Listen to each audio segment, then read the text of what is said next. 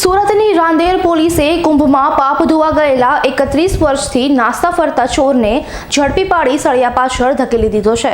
હાલ કુંભ મેળો ચાલી રહ્યો છે, જ્યાં ડૂબકી લગાવવા દેશભરમાંથી ભક્તો ઉમટી પડ્યા છે। ત્યારે રાંદેર પોલીસ મથકની હદમાં 1995માં પેટ્રોલ પંપમાંથી ચોરી કરી ભાગી છૂટેલો રીઢો ચોર પણ કુંભમાં ગયો હોવાની માહિતી રાંદેર પોલીસને મળી હતી, જેથી રાંદેર પોલીસની એક ટીમે ગુપ્ત રીતે કુંભમાં ગઈ હતી, જ્યાંથી આરોપી દિલ્હી જતો હોવાની માહિતી મળતા રાંદેર પોલીસે તુરંત પીછો કરી 30 વર્ષથી 51,000ની ચોરીમાં ભાગતા ફરતા ચોર શિવ બહાદુર ઉદયલાલ રાજપૂતને ઝડપી પાડ્યો હતો અને તેને સુરત લાવી તેની ધરપકડ કરી વધુ તપાસ હાથ ધરી હતી।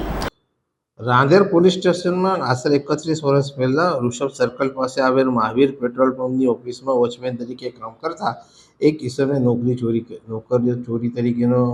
કરીને પૈસા 51,000 રૂપિયા લઈને જતો રહ્યો હતો। એ અંગેનો ગુનો જે તે વખતે 31 વર્ષ પહેલાં દાખલ થયેલો હતો, તેની તપાસ રાંદેર પોલીસ કરતી હતી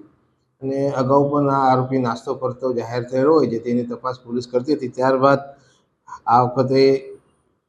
જે કેસ પેપર અગાઉના હતા એનો બારીકાઈથી પોલીસે અભ્યાસ કર્યો અને અભ્યાસ કર્યા પછી આ આરોપી મૂળ યુપીનો હોય અને હાલમાં મહાકુંભ જે ચાલે છે પ્રયાગરાજમાં એનામાં પણ એ આવવાની શક્યતા હોય, જે આધારે પોલીસે એનો જૂનું અને નવા ફોટા બે ભેગા કરી